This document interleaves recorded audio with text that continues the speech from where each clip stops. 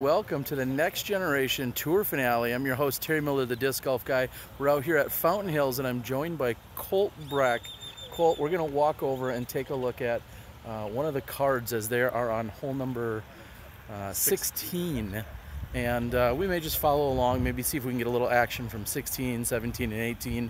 And there's just two cards left right now that are out on the course, and they've played what will be 2 rounds when it's all said and done today.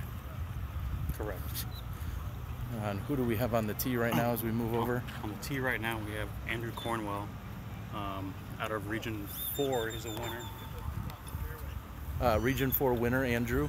Yeah. All right. And he's one of the heavy favorites in the bracketology. Right now I believe he's sitting like 2 down, 4 down, something like that. And next we have Dylan Dyer. I can't remember which region he's out of though. He's been playing pretty well.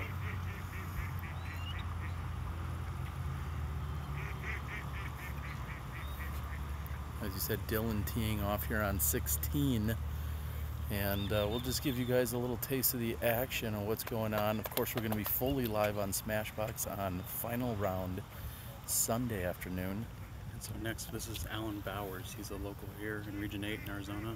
Also a heavy favorite to play well this weekend.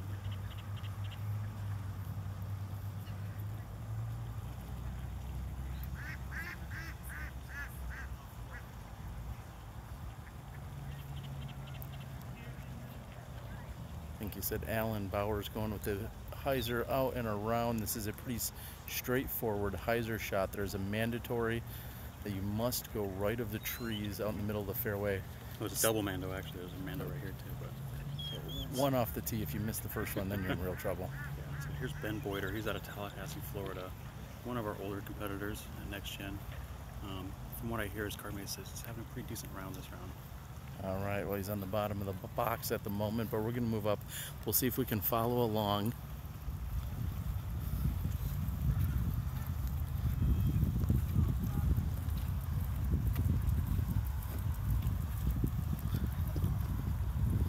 It's still light. Yes, it is. What time do we have? Just after 4:15. We're at 4:15 here out in the mountain time, out here in Fountain Hills, Arizona. Hey, Tony, good to hear from you, buddy.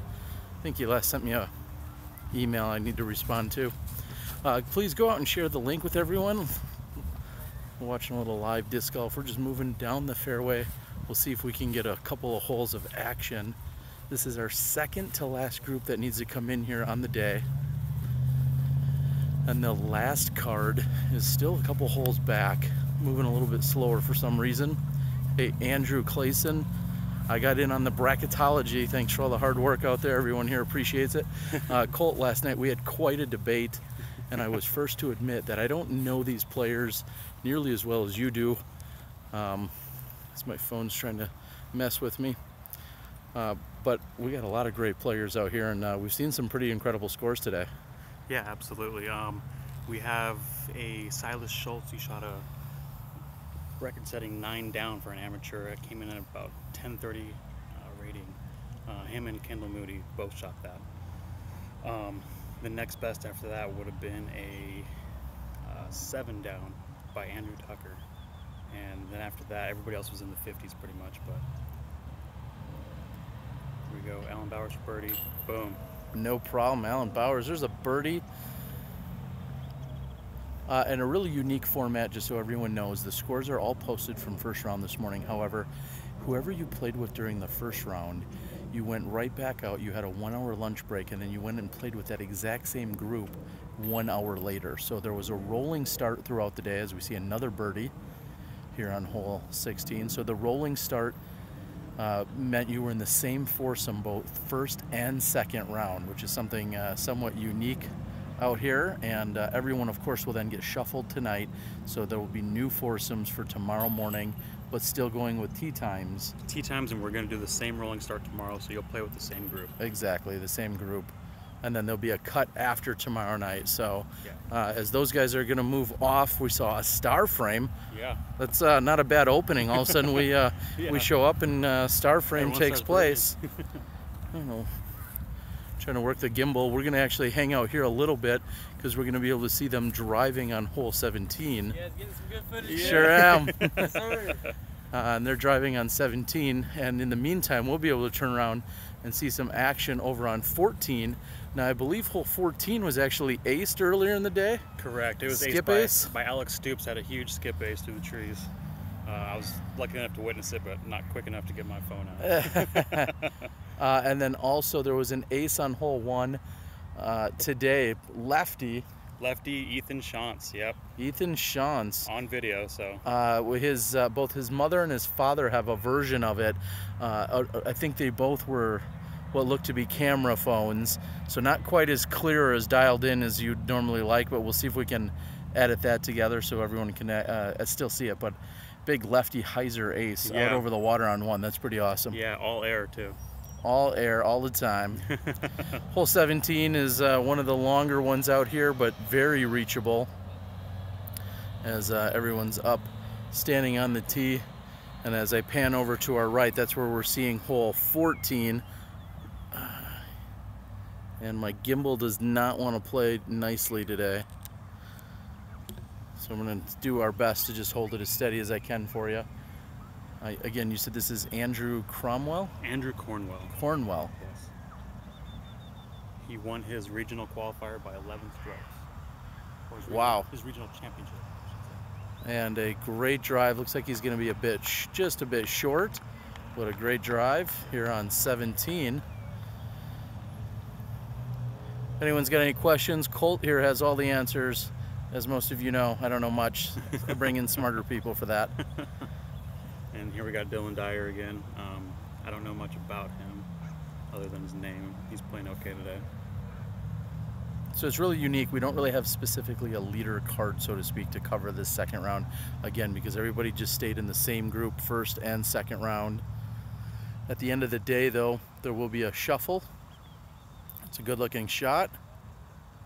Everybody started on hole number 1, so it was a normal rolling start, just like you'd see for any other event out here for the Memorial, for instance. Everyone started on 1. You played 1 through 18. You got a 1-hour lunch break. You got assigned a new tee time, and with that same group, you went back out. Here we go, Alan Bowers. Alan Bowers. I'm going to try and work the zoom a little. I can't. Ooh, we'll see how this goes. If I remember, this is about 460 feet or so.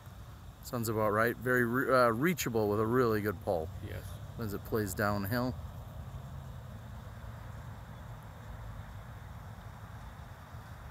Oh, I try working that zoom and I'm gonna struggle.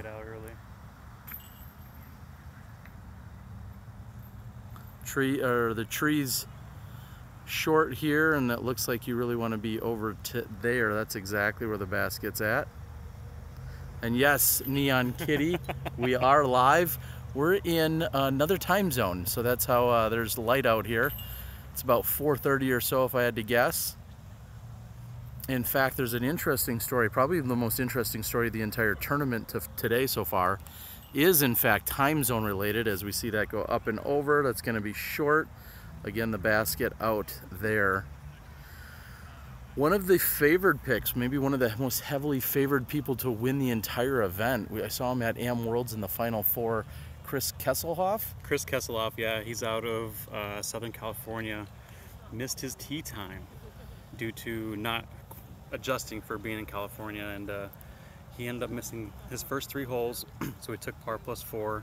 So he started his tournament 12 over and managed to fight back to a 3 over par for his first round.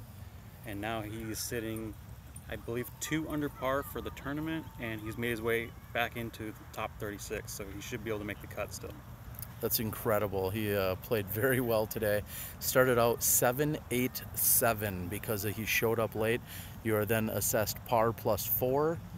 And Chris, learning the hard way, this with the car on the line and being one of the favorites, he's tied as the single highest rated player here. And wow, you talk about a rough start to get going. Let's see if we can cover the card here on throwing on hole 15. See if I can work a zoom at all on my little phone.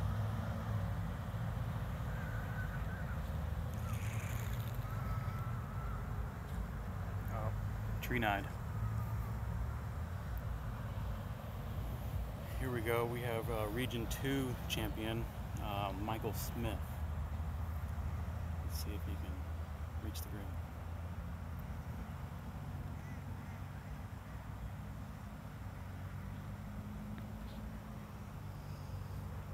And this comes in probably pretty close to 500 feet, if I recall. Yeah, so they have it signed at 429, but it's plays much more like 460 to 500 feet.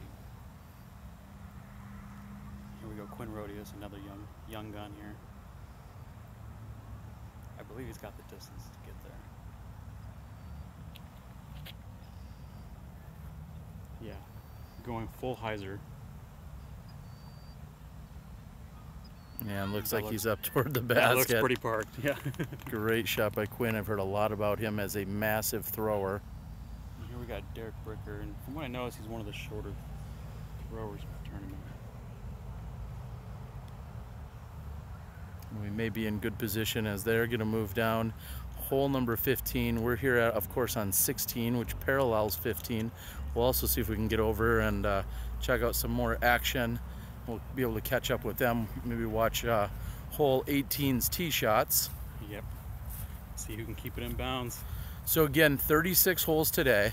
Tomorrow we come back out, 36 more holes.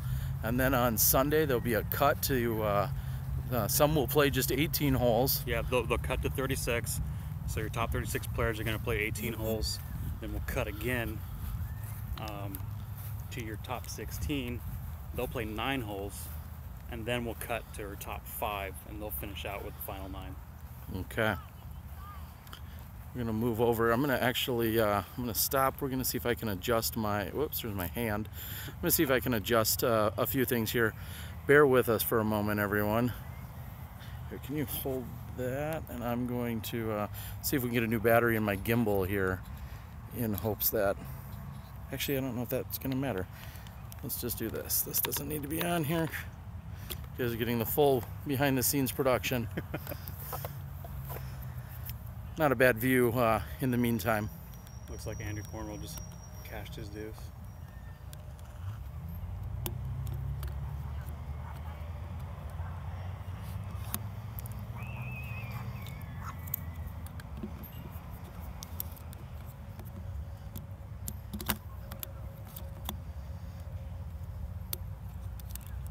All right. All right. It's not closed. Just kidding. Hold on, everyone.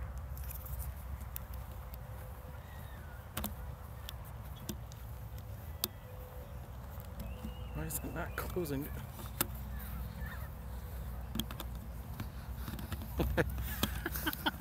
You're going limp, Terry. You're going limp. All right, I'm gonna hold that as we walk. I apologize, everyone. Thought my gimbal was all ready to go here today.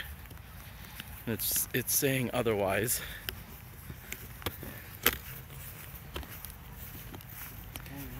I don't know what's going on. It's not locking. There we go. Heyo. Just kidding. All right, this is frustrating. We're gonna take my phone out. Guess you're probably hearing all sorts of noises. Yeah. There you go. There you go. You can just hold it like that. All right. Go ahead and give them all the scoop on hole 18. Okay, looks like we got Andrew Cornwell here teeing off hole 18. Coming off of a deuce, 17.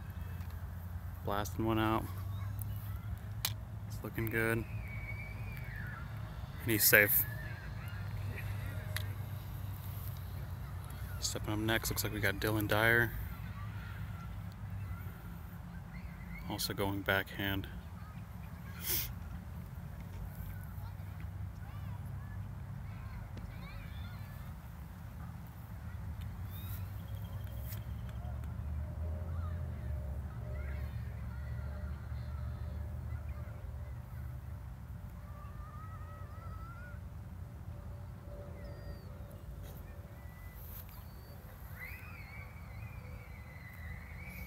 It's flexing out, and he'll be safe.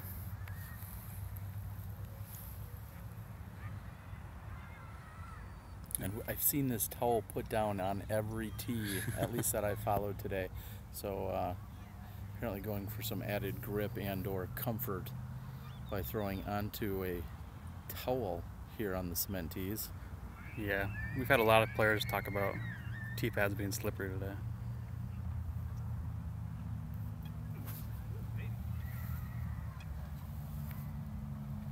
And he catches some treeage and he'll be safe.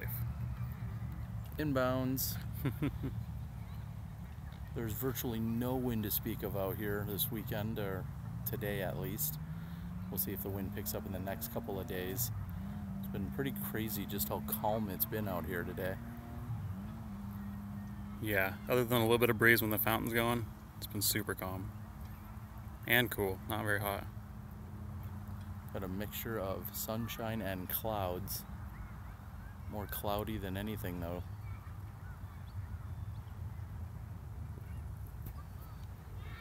Bowers rips one out. It's got a great looking line on it, and He's coming back, and it looks like he'll have a long putt. all right, we're gonna try and remount the phone. I make no promises here.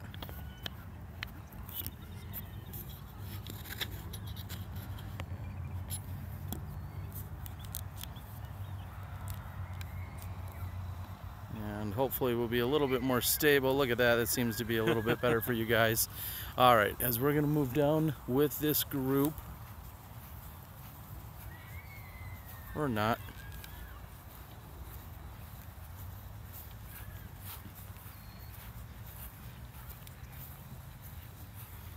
Doesn't seem like we're having the best of luck here. It wants to work. We'll stick with these guys as they putt out. We're also going to maybe move down, take a look at what's going on for tonight's activities, and then we'll probably be closing things up. I'm sorry if there was a couple questions on the board that I may have missed there. If there's something you wanted to ask, we'll try and get them answered for you. Did you not see my question? You just don't want to get lost. Not sure what the question was, John. I did not see it. I've been futzing with the phone and the gimbal here. Oh, and great shot there. Did Holden DNF? Yes, Holden did. Something to do with his back? Yeah, I did hear something about that, yeah. Yeah, I heard something about his back. Yeah, that's what I can tell you, is he ended up DNFing due to his back. There also maybe some other drama. And there might be other drama. I'm going to take this entirely off the gimbal because things aren't going as smoothly as they could be. So I'm just going to have to hold the phone and we're going to make it work. All right, let's move on down.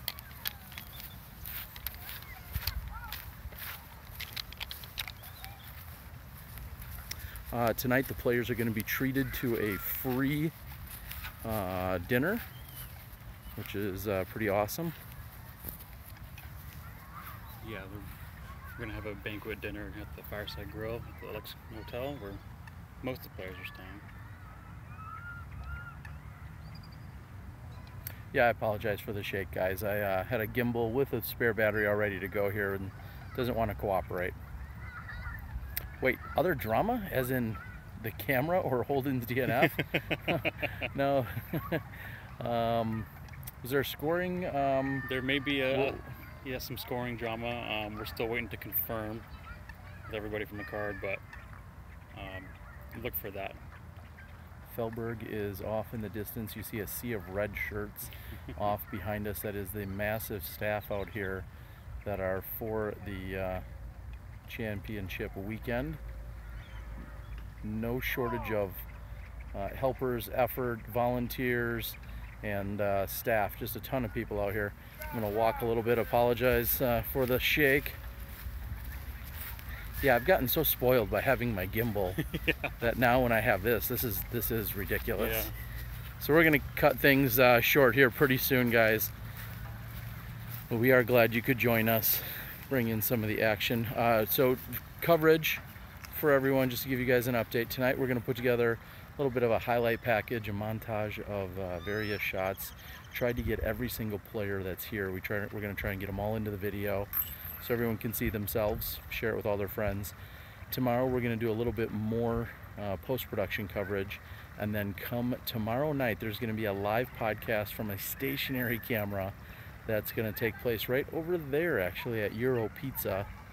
And we're going to try and bring in some of the top 10 players, a few other people, maybe some staff, volunteers, key people, possibly some sponsors, so on and so forth. We want to recognize as many people as we can. So we're going to have a live podcast tomorrow night.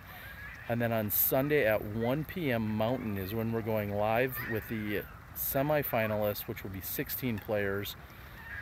And then as that whittles down to 5 players, we'll be live with the final 5 players and the final 9 holes. So there'll be 18 holes of live golf on Smashbox, all on Sunday. So full 2-camera coverage, wireless microphones, all stable, all that good stuff.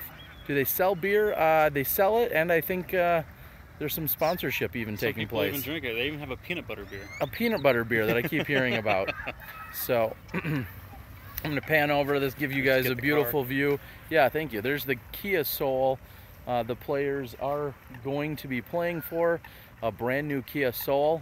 If you don't want to drive it off the lot, so to speak, this weekend after you win, you're actually eligible to pick it up in your hometown, your home state.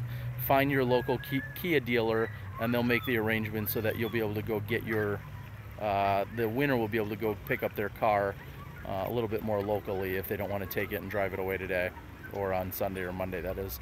So, should be really good.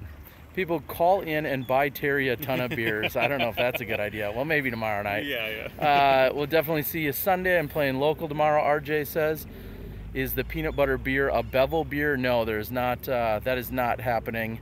It is not a collaboration beer here this weekend. That's why we were a little extra jitteries, because we were a little zoomed in. Sorry about that.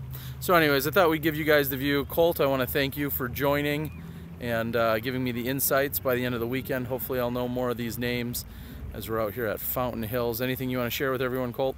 No, just everyone stay tuned on Sunday, and let's get that viewership up as high as we can and get these amateurs the exposure that we've been shooting for all year. Yeah, it's been a tremendous effort here by the Next Gen staff, the entire tour, and all of the sponsors. And I can't think of a better place to be than out here as I'm giving you guys this view of Fountain Hills right now. This is truly awesome. November. Sorry if you're at home and in the dark. Sorry if you're shivering and it's 30 degrees where you are. This is what we're experiencing. Shorts weather. And it's shorts and coots, I think is what those are out there. For the Disc Golf Guy and Colt, thanks for joining us. Sorry about any technical difficulties, but very much looking forward to seeing you guys throughout the weekend. Look for the Disc Golf Guy channel with some video, and then also with Smashbox for our live production. And we'll get plenty of links out there on Facebook for you guys. Thanks, and see you from Fountain Hills. Thank you.